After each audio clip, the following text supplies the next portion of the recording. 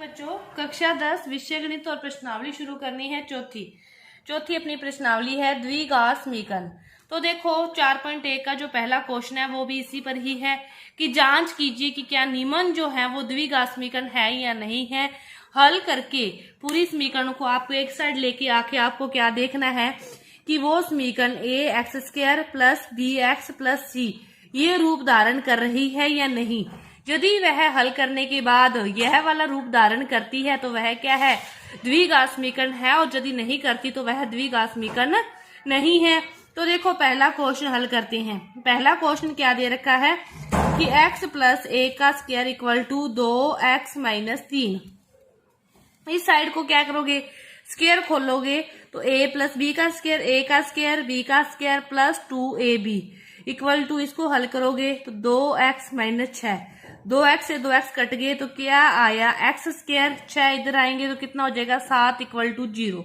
अब देखो इसको क्या लिख सकते हो, x square plus 0x plus 7 equal to 0, ये लिख सकते हैं। तो भी जो स्टेप मिसिंग है अपने उसको 0 मान के हल कर सकते हैं, लेकिन एक्स्ट्रा है अपने उसको गायब नहीं कर सकते। तो फिर ये देखो ये इस रूप में बन गया या नहीं, ax² bx c बन गया। तो यह क्या है, द्विघात समीकरण है। यह क्या है, द्विघात समीकरण है। अब देखो दूसरा क्वेश्चन क्या दे रखा है अपने को, x² माइनस 2x माइनस 2 से अंदर गुना कर दो तो माइनस 6 प्लस 2x एक साइड करो तो देखो x², 2x इधर की साइड आएंगे तो माइनस के 4x, माइनस के 6 इस साइड आएंगे प्लस के 6 0। तो ये वाला इस रूप में बन गया। तो यह भी क्या है, एक द्विघात समीकरण है। यह भी क्या है, एक द्विघात समीकरण है। यह क्या है, एक द्विघात समीकरण है।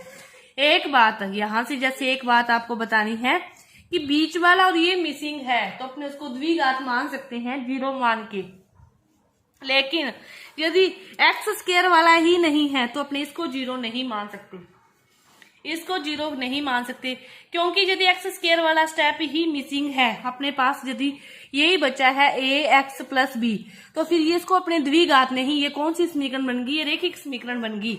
इस बात से आपको ये याद रखना है कि यदि x वाला और अचर 0 है फिर तो ठीक है, लेकिन यदि x वाला और अचर 0 है फिर तो ठीक है, लेकिन यदि x² वाले ही मिसिंग है फिर वो कौन सी समीकरण बन गई, रेखिक समीकरण बन गई, फिर वो द्विघात समीकरण नहीं है। तो ये था अपना दूसरा क्वेश्चन। इसके बाद देखते हैं तीसरा क्वेश्चन। तीसरा क्वेश्चन क्या दे रखा है अपने को, ये दे रखा है कि x माइनस 2 और x plus 1 equal to x minus 1 और x प्लस 3। अब इसको क्या करो, गुना, और इनको क्या करो, गुना करके हल करते हैं। तो देखो x को x से गुना करोगे तो x², x को 1 से करोगे तो x, इसको करोगे तो माइनस 2x, इसको करोगे तो माइनस 2, x को x से करोगे x², x को 3 से करोगे तो 3x, यहाँ से माइनस x और यहाँ से क्या आ जाएगा माइनस 3। x² से x² ही कट गया, बाकी हल करने की जरूरत ही नहीं है। बाकी कोई चीज x² वाली बची क्या, नहीं बची। तो फिर यह समीकरण क्या होगी, द्विघात समीकरण नहीं होगी। यह क्या होगी, द्विघात समीकरण नहीं होगी। ये कौन सी समीकरण बन गई, रेखिक समीकरण बन गई, क्योंकि द्विघात समीकरण जिसकी वजह से बननी थी वही स्टेप क्या है, 0 है। यह द्विघात समीकरण नहीं है। ये था अपना तीसरा क्वेश्चन। बाकी के क्वेश्चन है जैसे इसी प्रकार हल करते रहना है आपको, जैसे अपने करते हैं छठा क्वेश्चन। छठा क्वेश्चन क्या है, x² प्लस 3x प्लस 1, इस साइड दे रखा है x माइनस 2 का होल स्क्वायर, इसको खोलोगे तो x² प्लस 4 और माइनस 4x, इस साइड अपने पास चल रहा है ये, तो x² से x² कट गया, x वाला बचा नहीं, तो फिर यह समीकरण भी क्या है, द्विघात समीकरण नहीं है। यह भी क्या है, द्विघात समीकरण नहीं है। इस प्रकार ये अपने देखा है। ये था अपना 4.1 का पहला क्वेश्चन। बाकी के जो बच गए वो आपको खुद हल करने हैं। हल करोगे तो आपको समझ में आ जाएगा कि आपको हल करने के बाद ये वाला रूप बन रहा है, फिर तो वो क्या है, द्विघात समीकरण है, लेकिन यदि नहीं बन रहा तो फिर वो द्विघात समीकरण नहीं है। तो ये था अपना 4.1 का पहला क्वेश्चन। इसके बाद देखना है अपने 4.2 का दूसरा क्वेश्चन। तो देखो दूसरे का पहला पार्ट क्या दे रखा है कि एक आयताकार भूखंड का क्षेत्रफल दे रखा है। तो सबसे पहले अपने को पता होना चाहिए कि आयत का जो क्षेत्रफल होता है वो क्या होता है, लंबाई गुना चौड़ाई। अपने को ये दे रखा है 528। दूसरी बात, क्षेत्र की लंबाई चौड़ाई के दुगने से 1 अधिक है।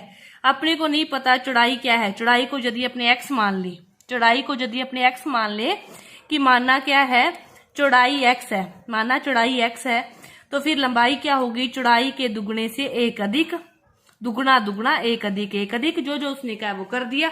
अब क्षेत्रफल में यहाँ पे दोनों वैल्यू रख दो। लंबाई क्या है 2x + 1 और चौड़ाई क्या है x = 528। अंदर गुना करेंगे तो 2x² + x = 528, ये अपने पास आ गया। अब इसको हल करोगे तो क्या बन गया, 2x² + 1 - 528 = 0। तो ये भूखंड की जो लंबाई व चौड़ाई है, इन्होंने यही पूछा था कि क्या यह द्विघात समीकरण को संतुष्ट करती है या नहीं करती। तो यह एक क्या बन गई, द्विघात समीकरण बन गई। यह क्या बन गई, एक द्विघात समीकरण बन गई। इसी तरह देखो इसका दूसरा क्वेश्चन, 2 क्रमागत धनात्मक पूर्णांकों का गुणनफल 306 है। क्रमागत, क्रमागत का अर्थ है कि यदि पहला 2 है तो 2 में 1 जोड़े 2 + 1, दूसरा क्या होगा 3। यदि पहला 3 है, 3 में 1 जोड़े तो अगला क्या हो जाएगा 4।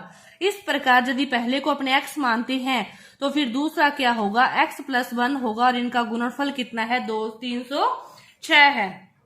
अपने क्या करें, इससे अंदर गुणा करें तो x², x को इससे किया, x को 1 से किया 1, 306। अब देखो x² + x - 306 = 0। तो यह समीकरण भी देखो ax² bx + c = 0 के रूप में है ना। तो यह भी क्या है, द्विघात समीकरण है, यह भी उसको संतुष्ट करती है। इसके बाद देखो, रोहन की माँ उससे 26 वर्ष बड़ी है। रोहन की माँ उससे, रोहन की आयु अपने को वर्तमान आयु रोहन की क्या मान ली, x। तो फिर माँ की आयु क्या होगी, x + 26। उनकी आयु का गुणनफल अब से 3 वर्ष पश्चात 360 हो जाएगा।